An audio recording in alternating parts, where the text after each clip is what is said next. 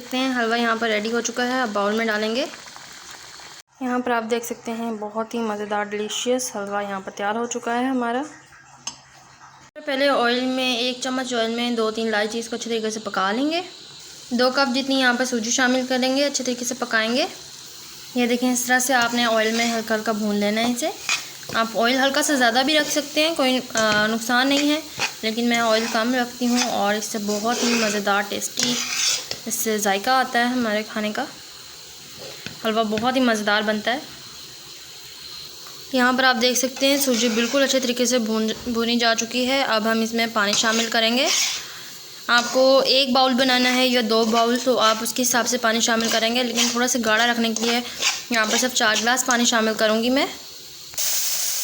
पानी हुए हलवे में किशमिश शामिल करेंगे।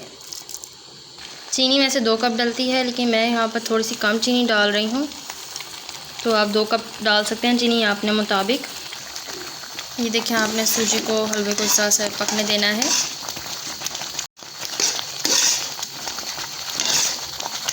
देख सकते हैं हलवा यहाँ पर रेडी हो चुका है। अब बाउल में डालेंगे।